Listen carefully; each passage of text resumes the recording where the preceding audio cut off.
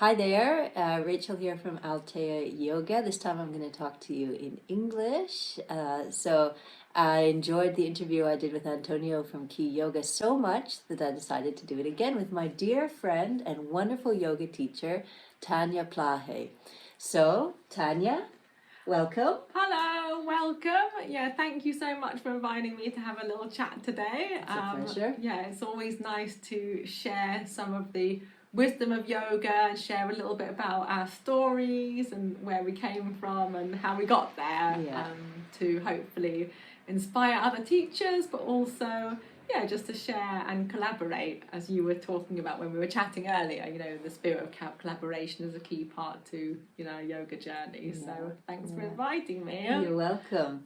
Yeah, it really is interesting, I think, to sometimes hear the backstory of different teachers, because we all arrive at yoga in different moments in our lives and from different places. So Tania, you've been practicing for a long time. Can you tell us a little bit about how you started, when you started? Yeah, so basically, some people know this, but my father was originally from India, and I was always growing up kind of fascinated by Indian philosophy and mysticism and all the kind of like yogic stories and things like that.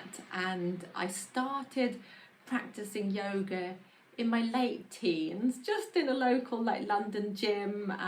They had some yoga classes, but one of the teachers was very good, and that was more the asana. Before that, I was sort of more interested in some of the spiritual side of things and the music. My dad loved listening to ragas and the kind of spiritual that sort of side of yoga, but then he wasn't interested in asana, so to speak, the positions. So I started my yoga journey in the asanas in my late teens and sort of been practicing ever since through my 20s. I'd love going to different workshops, and growing up in London we had access to some like really good teachers and all different styles of yoga as well. So that's how I got into it. And I think I remember when I sort of decided to teach, I think I've been practicing for maybe about 10 years. It was my late 20s. And I go to a class and I find like one point the teacher would always teach the same sequence. And I was thinking, oh, it's kind of like a little bit boring. And not that I thought, oh, I could do better, but I just thought, oh, I could have some different ideas. And one of the things I really like in my class, I try and keep it quite creative. And then I remember this same teacher. So I'm one of these people, I'm quite efficient. I like doing things on time, and sometimes that means like arriving just on time, and sometimes it means arriving a few minutes late.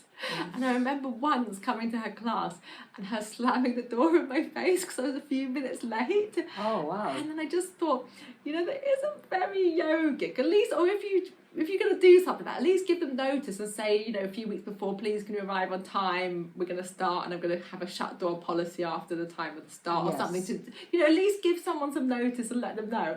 But then I remember sort of that was a bit of a trigger, and I thought, well, that person doesn't seem that sort of like kind and welcoming. So then it made me think maybe I could teach, and that was a little trigger to set me on my journey. Oh, that's amazing. Yeah, thanks for sharing that. I didn't know that story. So I know, Tania, that you eventually did your teacher training in Bali, did you not? Can you tell us a little about that? Because Bali, of course, a lot of people really hold it in high esteem in the yoga world. I've never been to Bali. Yeah, I decided, it was actually on this kind of retreat. I went on a weekend retreat, and I was working in a civil service, and I was kind of, I felt a bit stuck in my life. I've been in a sort of same flat for like maybe almost 10 years and working in the same job since I was 21 in the environment field. And I went on this yoga retreat, and I got a card which was the hanging man. And hanging man can mean death, but it can also mean sort of turning things upside down. And I had a friend who was living in Australia at the time who'd moved there. And I thought, well, I'd like to visit Australia. I'd like to do my yoga teacher training. And I had all these sort of things I wanted to do. So I applied for a career break. And I did a lot of research about where to do my teacher training. And I'd obviously sort of heard about Bali. And then I researched quite a lot, and I found this wonderful teacher called Rachel Hull, and she taught with a lovely philosophy teacher called Emil Wendell, who I still follow a lot. And Rachel's gone on to different things now, another Rachel. But she did a very sort of thorough teacher training. It was over 6 weeks. It was an intensive. And she covered, it was yoga and Ayurveda, which I was quite interested in as well. So, it was, Bali for me was a really healing experience, because I travelled a little bit before, and unfortunately I was in Cambodia before and I caught dengue fever. Did you? Yeah, and I was quite sick with it. And I was really worried because I caught dengue fever and I was about to arrive a week or so later to go on my first teacher training. I thought, oh no, I'm not going to be well enough for it. So I emailed in advance and I said, maybe I can have a consultation with the Ayurvedic doctor. So I was one of the first people to see the Ayurvedic doctor, because a consultation was part of the yoga and Ayurveda training. And wow, like I had to drink this green young papaya leaf tea or something. It was really bitter. And after that, I've heard about other people who got dengue and had a really difficult time of it. But I felt that whole teacher training was just like so healing. It was beautiful, like went for like loads of massages, went really deep into the philosophy. We had meditation and pranayama classes every morning for an hour, and she teaches, what I liked about Rachel's style, she teaches sort of classical hatha, but also had some vinyasa. She did a lot of different diversity in her training, and there was only 16 of us, and amazing. I'm still in touch with many of the people on the teacher training still now. One of them actually came to visit me a few weeks ago, about a month ago. Okay. One of my friends, Caitlin, she lives in Boulder, Colorado, and she came all the way to Altea. She was actually doing a teacher training in Mallorca, so she popped off on the way back. So it's really nice to still have that connection with people. For sure. And Bali is very magical because it's got a Hindu basis, so it's got that element of bhakti. It's a little bit, some of it, the whole urban scene, yoga barn, and some of it's a bit like, yoga this, yoga that. It can be a bit like, a little bit of that kind of spiritual materialism, which we've spoken about before. But within that, there is some genuine, amazing practitioners and some genuinely sort of humble teachers, and also you just see, when you go to Bali, they always do these kind of little offerings to local women, and they have a big, bhakti is just part of their way of life. So they're always kind of offering, they're always doing these beautiful dance as well, and music, and the whole sort of culture around food, vegetarian, vegan food, and the whole sort of culture around the temples and the offerings and the gods. You do really feel like very special there. Wonderful. So I recommend it if you get a chance to go. Someday I will, someday I will. For anyone who's not familiar with the term Bhakti, Bhakti is a Sanskrit word, and it's one of the sort of paths of yoga, and it's about devotion. And so, Bhakti is perhaps, if we could say in the West, the one thing that is least obvious in a general level yoga class. No, we don't tend to be worshipful of or calling out the names of deities or anything, do we? And I think that's one of the sad things about yoga in the West, is often we just associate yoga with asanas and the positions, because that's, frankly, a lot of us, that's what we do actually teach, because it's easier to teach the asanas. But in my classes, I always try and bring in different elements, like some breath work, pranayama, which is one of our limbs of yoga. I try to often bring in sort of a bit of poetry, which helps us to practice a bit of self-reflection and self-knowledge, and some of the poetry's got elements of bhakti. And so I think it's really important as teachers that we don't just only focus on yoga positions. I agree. So about your classes, so Tania's pretty active. She does lots of different things. Definitely there's a yoga and running sort of holiday that she'll tell us about in a second. She works at a local retreat vacation center. She has private classes. So take it away, Tania. What are you up to these days? So what I'm up to is at the moment, I'm doing my regular classes. We do a lovely group. We've had a little bit of rain here in Spain recently, so we haven't had many outdoor classes. My classes are outdoors, so everyone's had a little rest. It's been horrendous, hasn't it? They've had a rest at home. I have sent them some of my yoga videos, so I do have some videos that everyone can access on my On YouTube? channel on YouTube. I have cool. some videos you can access. We'll put that down in the comments. We'll put the link down, and then you can join my regular classes. On Friday, I have a class at 11 o'clock. It's outdoors in this beautiful place called Villa Gardea. And the classes are sort of slow flow vinyasa. Everyone's welcome, so it's sort of moving. It's kind of quite nice, kind of fluid, dancey sort of movements. And on Mondays, I was having a meditation class at 3:30, but I'm thinking about moving that to a bit more of meditation, yin yoga, and a bit of sound stuff with my singing bowls. So Mondays was sort of sound healing, a bit of yoga nidra. Yoga nidra is kind of deep relaxation. It's kind of like a yogic sleep. But that class is a little bit kind of in flux because I'm sort of seeing what people want and what's most healing. And I think just being by the sea in that location and being outdoors in the open air is just amazing. So so that's my classes, my regular classes. You can message me, or Rachel can put in the link to the Facebook page where you can find out about them. For sure. Also, what I'm up to is I'm doing a bit of promotion for my book. So I wrote this book, Yoga for Dementia, a few years ago, and it's based on an 18-month study I conducted in London before leaving. It's the first book on yoga for dementia, and the book's got some really nice accessible practices. Anyone can do it. It could be for carers, it could be for family members, it could be for people who've got a family history of dementia and are worried about getting it. There's some practices everyone can do. So I'm in the moment doing a short video because Dementia Action Week's coming up in the UK shortly, and I'll be doing a short video for my publishers, Jessica Kingsley Publishers, so you'll be able to see that on their social media coming up in a couple of months' time. So I'm doing that. Amazing. I'm also a new mum, well, a newish mum. My son just turned 1 year old. Yeah, so I've had to slow down a little bit and not kind of do quite as much as I used to do. But I've been enjoying more going into some restorative yoga for myself when I'm tired. I've been going into practicing my own yoga nidra, like guided relaxation. I think that's really good for like new mums. Before I became a mum, and also before COVID, I was running, as Rachel said, annual yoga and running holiday. That's a fantastic holiday here on the Costa Blanca.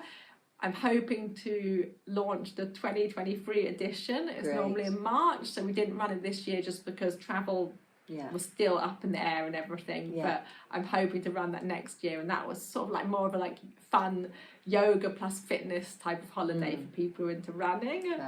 Because you're back running now, aren't you? Or you're back hiking? Yeah, I'm back running again. So before having the baby and being pregnant, I was running, and I did a 10-kilometer run the other day. You did the Benidorm race, Yeah, I did the Benidorm race. Yeah, and what was your time? It was over an hour, but given that I haven't had much time to practice, because obviously with my son and my job and doing some other bits and bobs, you don't have that much time being a amazing new that you did it. Yeah, I was really proud of myself. I thought I got round there, I didn't stop, and I was happy. And I think one thing I think we always have to be is a bit gentle on ourselves when we're mothers and when we have other things to do, because there's always things going to be fighting for our priorities, and sometimes we just have to say, oh, actually I'm not going to go for a run today because I'm exhausted. I'm just going to have a rest and do something like a yoga nidra or a restorative yoga practice. It's so important.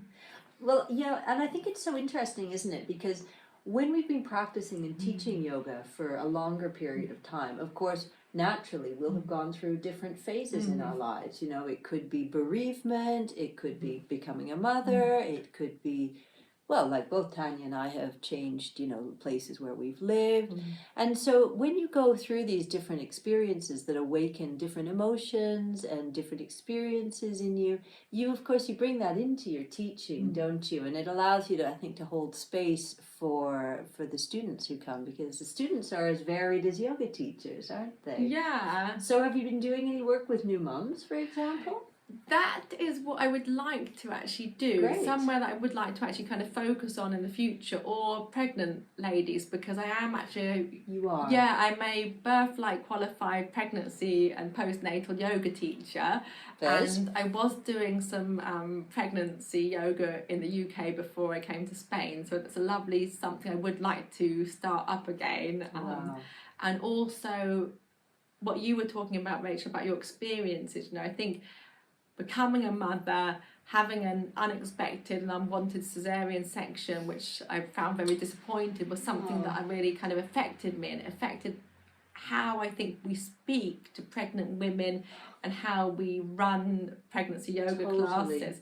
So I'd love to be able to take some of my experience being pregnant and being a yoga teacher and share that with other mums, but that's something that I haven't quite got around to finding a time for yet. So watch this space, and if you're watching this video and you're interested, you can always get in touch, because if there's some demand, I'd quite like to look at filling that. That would be really nice. Well, especially here on the Costa Blanca, where the different language communities, nationalities are many and varied, and it's certainly true that I remember when I first moved here that I found difficulty sort of plugging into the right community, because I was a bit younger maybe than the English speaking typical expat, didn't speak so much Spanish at the time.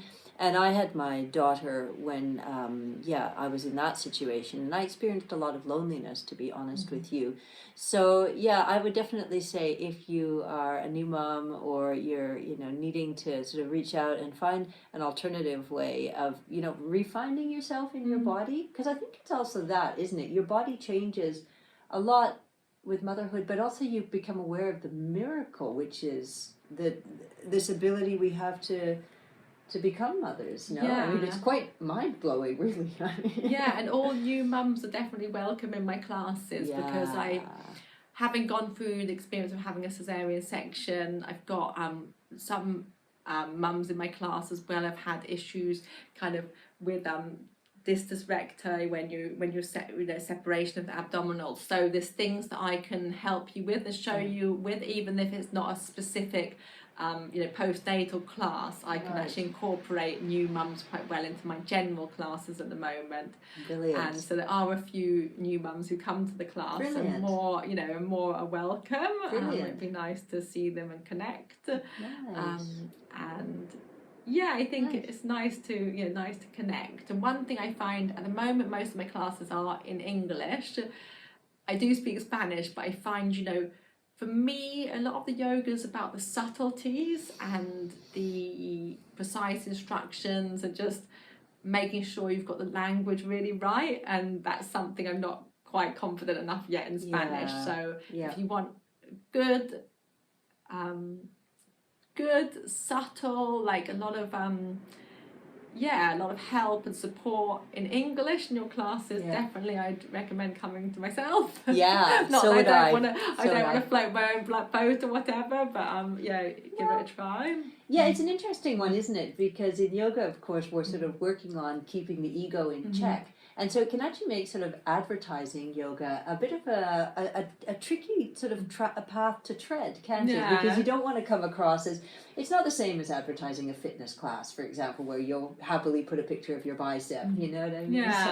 It's quite, and I think there's a lot of different yoga teachers, and each one has their own, I think, their own style and their own sort of speciality. Totally. And I think, one thing I think we were talking about, or a bit of a tangent, but sometimes people say to me, I don't like yoga, and it kind of relates back to what I was talking about with the asanas and stuff. Because I think, really do genuinely believe in my heart that there's a type of yoga for everybody, and it might be actually you don't particularly like yoga asana, but you might like a different element of yoga. You might like the Bhakti element, like we were talking about, the worship and the devotion. You might like mantras, which is more about sort of chanting and singing. So there's all, I think there is a yoga that everybody can access. So if you have tried yoga before and you're not sure about it, keep trying different teachers. Yeah, for sure. And I always say, don't be put off, of course, by pictures on Instagram, because it's funny, isn't it? Like exactly the same tools that some people would choose to use to advertise classes can be off-putting, to sort of see these really big, well, the technical word, of course, is hyperextensions, and it's really taking the body, in some cases, beyond the natural limit. So I would say that certainly having experienced, Tania's yoga, it's a very safe and inclusive style. Would you say that you are doing hatha these days, or vinyasa hatha? I'd say it was a bit of a sort of vinyasa hatha kind of blend, really. Yeah. I'd like to sort of say it's like a slow flow with some sort of creative kind of movements. Fantastic. So like nice creative sort of linking movements. Like I might do a sort of shoulder sequence to help link things together. It's quite sort of dancey and fluid, but then we might work more into one position, say for example. So if you come to my classes, I think you get like a kind of wave-like flow, starting small, close to the ground, moving up, and then we might have a theme, a bit of poems, or maybe a theme of grounding down, depending on what the group wants. And also it's quite nice, sometimes I work with sort of smaller groups, so sometimes if there's only a few people in the class, I'll ask, what do we want to work on this week, and then we might focus on something specific to the group that week, so it can, I can tailor it to who's there, the ability and things. Of course.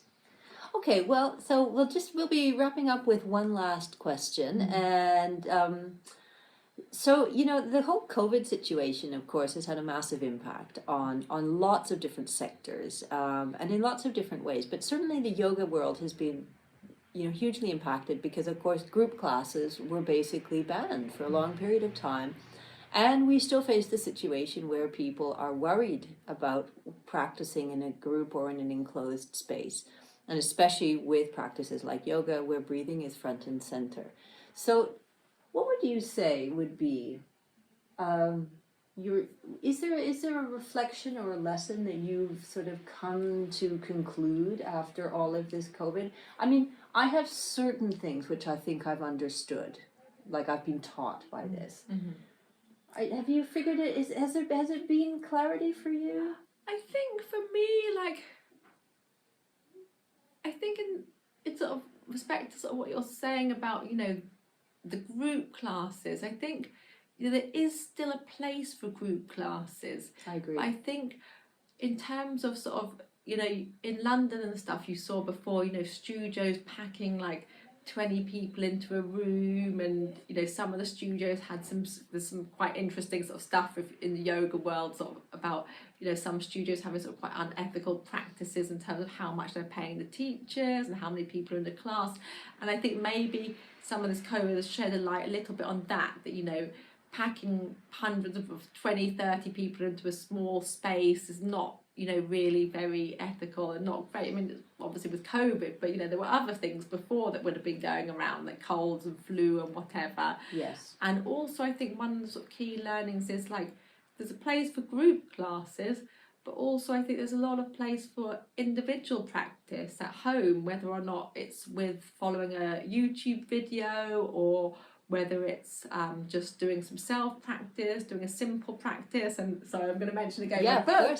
So in this book, Yoga for Dementia, and you can also find some practices on the YouTube channel, there's some simple practices you can do yourself at home, so you don't have to go into a class or put yourself at risk. And I think if we are in classes, not saying that I don't think there's a good place for yoga classes, outdoors or indoors. I think both are can be safe and acceptable. I think we just need to practice a little bit of safety and taking care. Like we have one of our limbs of yoga, one of the parts of it is non-harming. So when we practice, we want to think about non-harming ourselves, but also non-harming our students and other people. And this might mean making sure there's a safe distance in between the mats, making sure an indoor space is ventilated.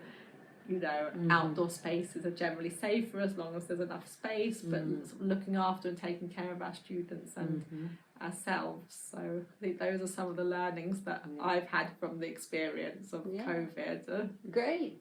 Thank you so much. Thank you. Okay, well, without further ado, there we go. Thank you so much for joining us today, and I hope you found the video interesting and informative.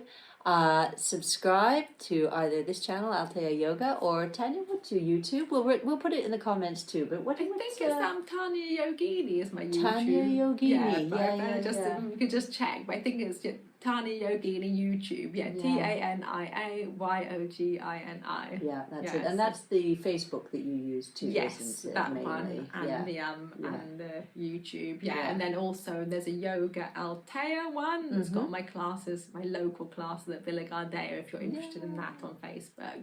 Fantastic, cool. Okay, well, thank you so much for that. Namaste. Thank you, Rachel. Namaste. Thanks for inviting me for the You're chat. welcome. I enjoyed it. Take care. See you Thank soon. you. Bye.